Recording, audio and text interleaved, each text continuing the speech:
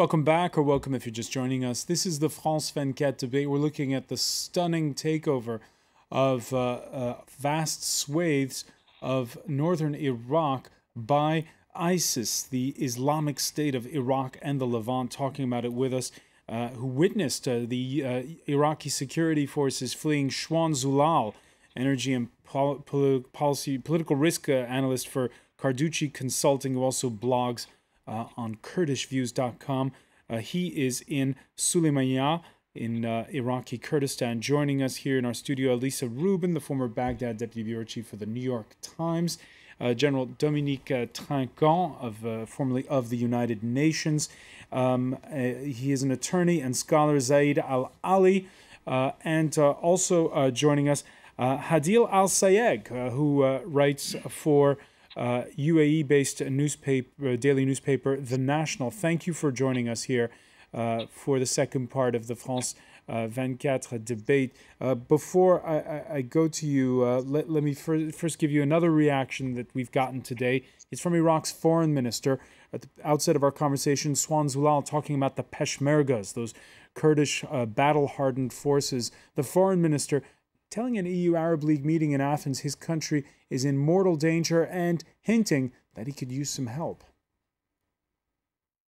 I've assured the minister and my colleague that we can push back on the terrorists, on the ISIL people, and there would be a closer cooperation between Baghdad and the Kurdistan regional government to work together, try to flush out these foreign fighters or elements who have disturbed the safety, the well-being of the populations. Shwan ZULAL, that's not exactly what Nouri al-Maliki was saying earlier, the prime minister. But let me ask you, how are people in Kurdistan reacting to this call for help, this veiled call for help? Well, at the moment, I mean, just going back to your earlier conversation about who can stop these people, the only viable force within Iraq and in the region is Kurdish Peshmerga forces, because they're well equipped and they have over 70 years of war and this type of warfare behind them. So they know that tactically they're well versed in this type of war because they fought in the mountains, they know the terrain very well, and they're very well equipped and well trained. However, given that at the moment the Kurdish region is being cash-starved by Baghdad and that position of Baghdad is being supported by US, the Kurdish government at the moment is very reluctant to let Peshmerga forces take any action without actually reaching some sort of a deal with Baghdad, and knowing because taking you back, the central government in Baghdad for the last 6 months hasn't paid the budget and salary of civil servants in Baghdad. I think within the 6 months there's only 2 portions of that been, and yesterday I think the KRG spokesman said Baghdad owes over $7 billion. So the KRG is not in a rush to go and help Baghdad, and Baghdad Prime Minister Maliki hasn't really asked the Peshmerga forces to be deployed. I read one statement earlier, off the record statement, that the Iraqi government prefers other forces coming than to ask Peshmerga forces. So it's and the foreign minister's statement, I don't know if that's the position of the Iraqi government, because the prime minister hasn't really asked the Kurdish president for any help. However, the Peshmerga forces are already in position and have taken some position back from the ISIS in the west of the country and near Mosul, because those areas are Kurdish population, which is the disputed territory. And when the ISIS got closer and they overrun the areas, some areas were taken back, and ISIS didn't really resist. And the ISIS numbers are not great. They might be well equipped and they have this the fear factor behind them. But if any well-disciplined army faced them, and just the fear of knowing that a disciplined army coming towards them, it wouldn't be that difficult to flush them out. But obviously the areas everyone is fleeing from those areas, and bringing back, as one of the commentators earlier was saying, bringing back people and having the normality again is going to take. It took about 3 days for 500,000 people to flee, but probably going to take months and months for people to go back to normality if Iraqi government get their act together and get. I mean, another point. Maliki, Prime Minister Maliki, has actually asked the Shia militias in Iraq to be mobilized because he doesn't really trust the army. I mean, the army let them down, and as Zalili was saying, Mr. Zalili was saying that he's the chief commander. I mean, he's responsible, but he's shirking his responsibility, and he's trying to there's been called to hang a couple of senior army officers who abandoned their posts in Mosul. I don't think that's going to be the solution. That will even demoralize the army even more because the army is not prepared to fight. They're not well disciplined.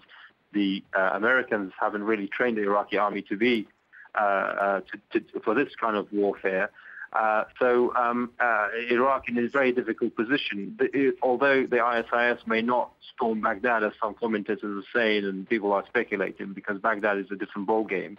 But these areas where they're taken, they have a lot of sympathizers. It's a Sunni stronghold. They have a lot against the Iraqi government or Prime Minister Maliki. He alienated all these people, and his policies last year, the Hawija massacre, killing a lot of Sunnis in the process, and the protests so they're able to handle the process. They're very strong. They're very strong in those areas. Reactions coming in from the U.S. State Department asked about reports that militants are headed towards Baghdad, saying, quote, "The situation is fluid, no confirmation of those reports." Let me turn to you, Hadeel Al SAYEGH, and ask you, is Prime Minister Maliki going to swallow his pride, ask those Kurdish fighters, the Peshmergas, for help and perhaps tone down his rhetoric? Or will we see the hangings of Iraqi officers? If he knows what's good for him, yes, he will reach out to the Kurds. As we saw in the case in Syria, it's really been the Kurds that have been able to fight ISIS successfully over the Free Syrian Army.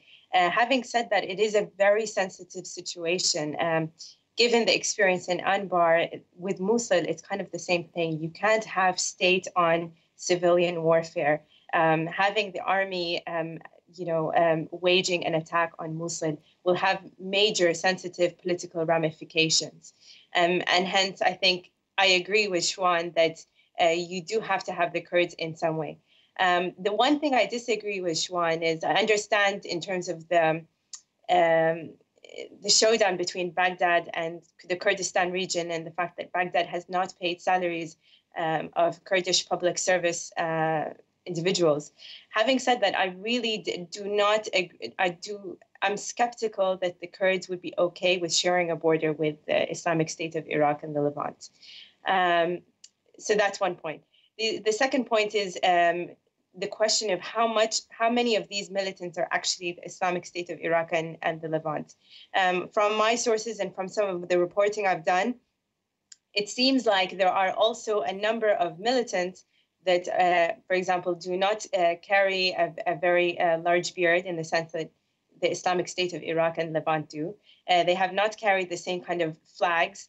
They're majority Iraqi, and they say that they are, most of them are ex-army chiefs from the reign of Saddam Hussein.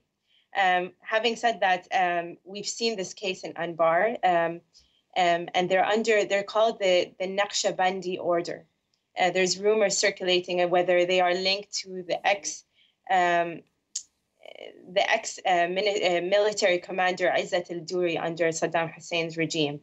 And they have been largely in Kirkuk, and it kind of, there's a question in terms of whether they are working directly with the Islamic State in Levant or whether they are exploiting the conquest of the Islamic State in Levant. Alissa, let me ask you, because the whole time you were reporting in Iraq, we were constantly getting accusations that there was the unseen hand of those still loyal to Saddam Hussein when there was the sectarian killing that was going on.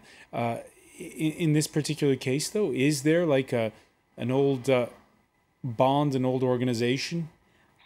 Well, whether or not it's an organization, there has been marginalization of Sunnis by Prime Minister Maliki, and that has left an extremely bad taste in many people's sort of mouth for him, but also for the government writ large.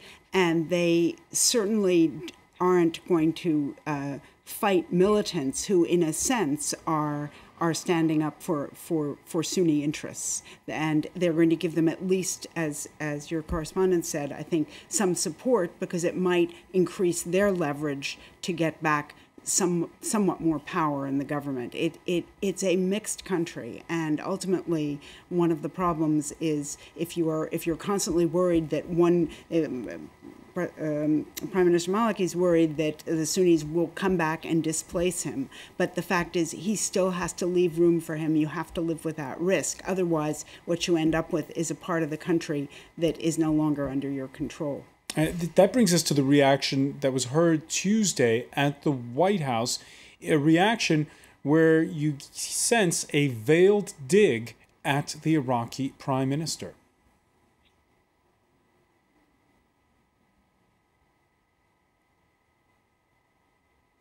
All right. In that reaction, the White House spokesperson calling on Nouri al-Maliki to also do his part to, as he put it, to reach out. What was that all about from the State Department? It was a bit of a surprise to many. Well, I'm not in the mind of the State Department, and they're always a bit inscrutable. Sorry, it was the White House, or the White House in this case, yeah. But certainly he needs to call on all Iraqis, not just Shia militias. There were many Sunnis in the officer corps of the army under Saddam Hussein who were loyal to Iraq, who didn't see themselves as loyal to Saddam. And when they were marginalized, in part because of things the Americans did in the dissolution of the army, but that was never fully repaired by the prime minister, the army lost a lot of institutional knowledge, and it lost some of the support that it could have had in Sunni areas, and that's very important to holding a mixed country together. Iraq is one of the most mixed in the region. It shares that with Syria, and as we can see, if you don't hold it together, it will fall apart. All right, we can hear what that White House spokesman said. This was Tuesday when we first got the news that Mosul had fallen to those jihadists. These kinds of challenges don't have a solely military solution. So while we can provide important military assistance to improve the security situation in Iraq, addressing these challenges is going to require a commitment by the Iraqi leadership, including Prime Minister Maliki, to confront the kinds of unresolved issues that are facing all of the people in Iraq. Zaid AL-ALI, let's just remind our viewers here, there's just been a general election in Iraq. Nouri al-Maliki's party was the top vote getter. Is he still going to be the prime minister of Iraq going forward, though? He still hasn't formed his coalition. Well, I mean, at this stage, he's the only candidate for prime minister. He's the person who's gotten the most amount of votes in the country, so he's in prime position to retain his position as prime minister. But he has several problems. The first is that although he has the most amount of votes, and although he's the only candidate, he's amongst the most disliked politicians in the country. So those people who voted for him obviously are in favor of him, so that's around about 24% of the population. But the remaining 76% of the population isn't ambivalent of him. They're more or less hostile against him. So he's going to have to face a lot of hostility in his bid to retain his position, first of all. Another problem is that he's going to have to deal with his own legacy. So he, in 2010, when he started his second term to become prime minister, made a whole series of promises in a document that was referred to at the time as the Erbil Agreement. It was signed in Erbil between all the political forces in the country at the time. And the vast majority of the promises that he made in that agreement and in all subsequent agreements that were entered into between 2010 and 2014 were broken.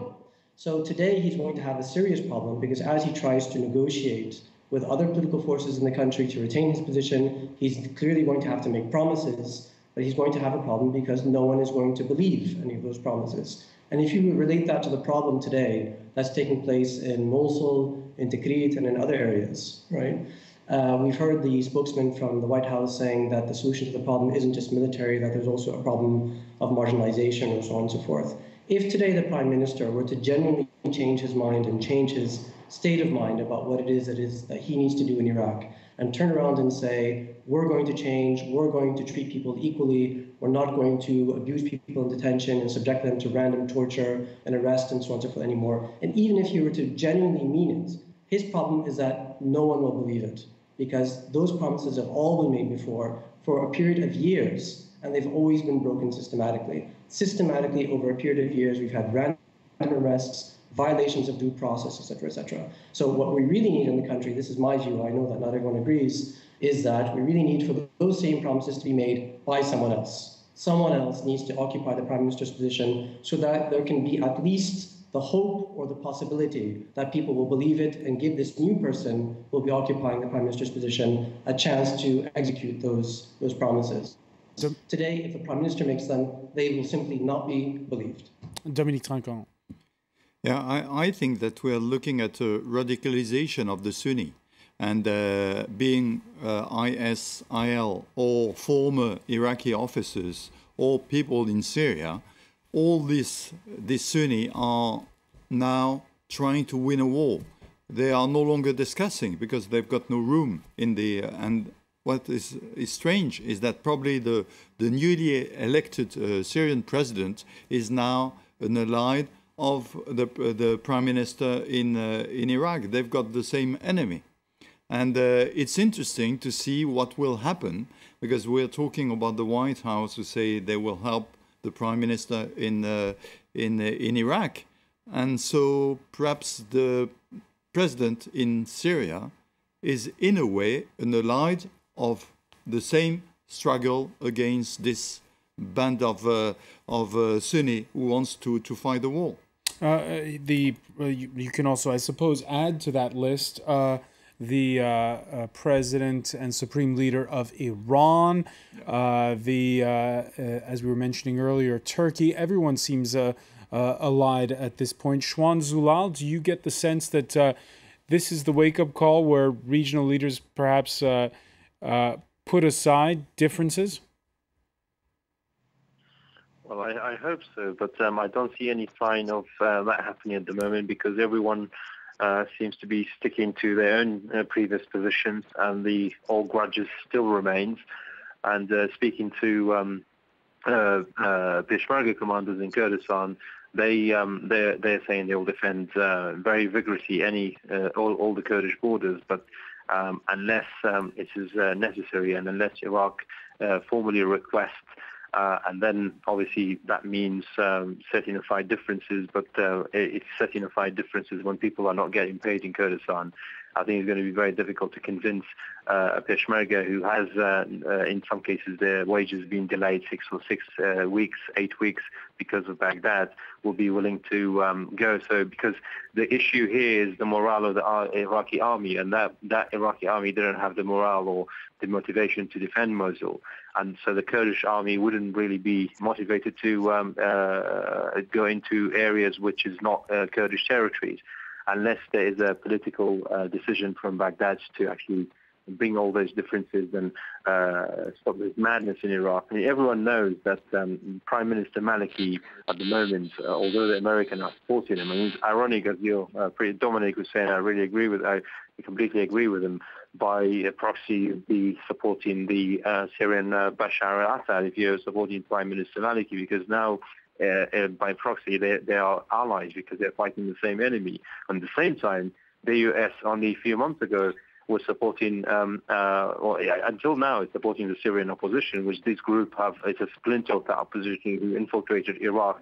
So it's really a real mess. I mean, nobody knows who's supporting who and how this is going to work out. It's complicated. I wouldn't really... And I was going to say, and by the way, we've gotten word from the White House this Wednesday saying that U.S. President Barack Obama is going to step up support for Syria's rebels. Alissa, RUBIN, your thoughts on that?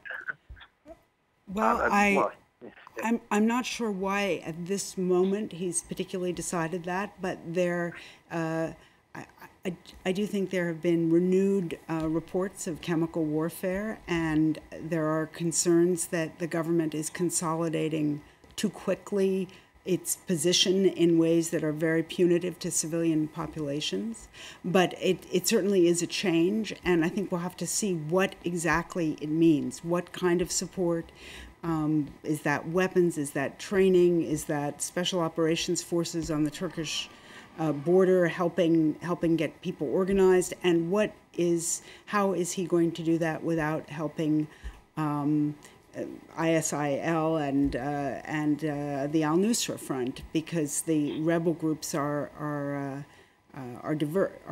they're all in roughly the same area, and you want to make sure that your equipment gets to the ones you like and not the ones you don't like. Not the ones you don't like. And so that's tricky. And as we were saying earlier, if you're just joining us, we've had statements of support from Washington, statements of support from Turkey, which is also calling for an emergency meeting of NATO, and from Iran. Iran reaching out to Baghdad, albeit with a bit of regional finger-pointing. The militant attacks taking place today in Iraq are the result of some groups and countries' support for terrorists, support which has expanded the scope of terrorist activities in the region. Therefore, taking the required measures, cooperation of other countries and action from international organizations is now more necessary than ever. Hadeel Al SAYEGH, is it the classic Sunni-Shia divide, or do you get the sense that listening to that, there nonetheless is a bit of back-channel talk going on between the likes of Baghdad, Riyadh, Washington? I see this as very worrying. From a sectarian point of view, it's very easy to kind of simplify and kind of look at the Sunnis and say, well, they're marginalized, and justify and use that lens as a way to analyzing the situation.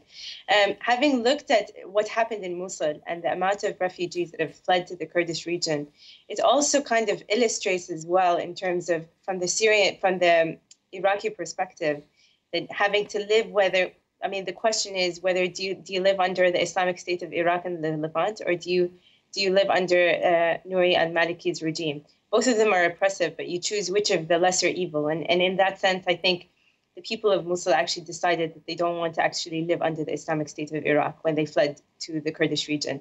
Having said that, I think the regional meddling in Iraqi affairs, without actually saying the names of certain states, has an enormous role in terms of why the increasing deterioration in the security situation in Iraq. We do know that there are certain groups that fund certain militias on both the Shia and on the Sunni side. And, Iraq is becoming, to a certain extent, the second proxy warfare between those two axes. Having said that, it's worrying that I feel like the Americans are not committed in the same way that they were back in 2001. I mean, we had a very real worry. We had an emerging terrorist group that came and outlined its intentions with the U.S. And the Americans came into Afghanistan and they got into Iraq under. And Iraq, in that sense, was actually, there was no Al-Qaeda in Iraq. There was no weapons of mass destruction. Yet today, we have a real fear. We have the Islamic State of Iraq and Syria. We've seen the atrocities that they've done in Syria. And, they're now expanding into Iraq. And so they're becoming an extraterrestrial non-state actor, a government that lacks international recognition. And yet it seems like the U.S. administration is saying, okay, well, we condemn the Islamic State of the Levant. We're going to fund rebel groups, as you said, in Syria, without questioning in terms of how do we make sure that these weapons go into the right hands and not in the wrong hands. There's some serious questions in terms of, how policymakers are really thinking about this really rapidly deteriorating situation. Especially, as you say, now that offshoot of Al-Qaeda is really there. Final question for you. Alissa, RUBIN, the Afghanistan, is that going to change a bit the minds and on how to handle the drawdown there? Well, I think that the two candidates who are running in the runoff, which is this weekend for president, have both committed to signing a SOFA. And so I Afghanistan think, won't be like Iraq. And so I think they will, and I believe they will sign it. Timing is a little bit unclear, but if nothing else, this is a cautionary tale for them. They really can't. No one wants to have an American invader or occupation or anything else on its territory, but there is a lot to be gained for a weak and developing country, particularly one with a fragile military, from having that strength and being able to call on it when they're in dire straits. Alissa, RUBIN, I want to thank you. I want to thank Dominique Trinquant. Also want to thank for joining us from Abu Dhabi, Hadeel Al SAYEGH, Zaid AL-ALI, who is in Tunis, and Shwan ZULAL in Suleymania in Iraqi Kurdistan. Thank you for being with us here in the France 24 debate.